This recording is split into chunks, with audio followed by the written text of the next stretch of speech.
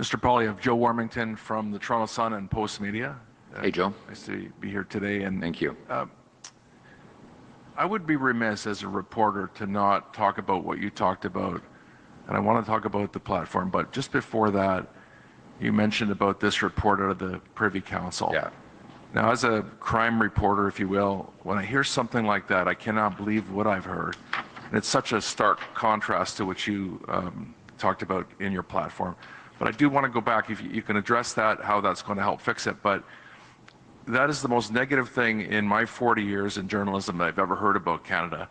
I don't see it too many places in the media, and I think it can't be glossed over. So I'd like to talk about that and how you're going to fix that if you win on next week. Oh, I think you're absolutely right. I'm shocked that, like, this is not an interest group or an opinion columnist or even a think tank that has put out this report. It is, and it is not even just a government department.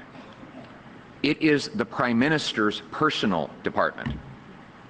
Like, I think somebody has to ask Mark Carney, has he seen this report? His department wrote it. And what they are anticipating on the current trajectory is a total meltdown, a societal breakdown in Canada if we stay on the current track. Why this isn't blazing the front pages of every news outlet in the country right now is beyond me. It's just unbelievable. Unbelievable. Like, it blows my mind. What they're actually saying is that, I'm just going to read some of these. More people, this is for the future. This is not, it's not enough for Mr. Carney to say, oh, well, the last 10 years is in the past, forget about it. Stop bothering me about the past, he will say. This is the predicted future his department foresees for Canada. More people may struggle to afford rent, bills, or groceries. The resulting stress could worsen mental health challenges. This would increase demand on social services.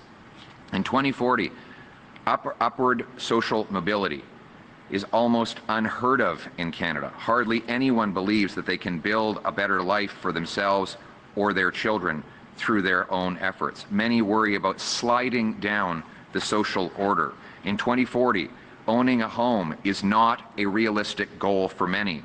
Inequality between those who rent and those who own has become a key driver of social, economic, and political conflict. In 2040, pursuing a post-secondary education is no longer considered a reliable path to social mobility. Fewer young people choose post-secondary education, and those who do see it less as a path to a successful career than a way to reinforce their membership in the, quote, elite. That's not my words. That's the government's words.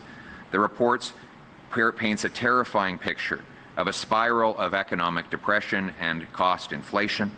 People may lose faith in the Canadian project, it says.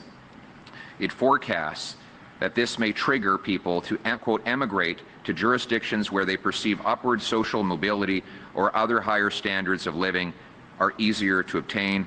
If young workers leave, it may become harder to pay for our social programs for the older people in the country. And then this last line, it staggers me. That because groceries are expected to become so expensive, according to Mr. Carney's top government department, people may start to hunt, fish, and forage on public lands and waterways. Like, this is, it is just hard to believe when you read these words that this is about Canada. This is exactly why I'm in politics, to reverse this, to give people back the promise of this country. And we know what to do. We know how to get there.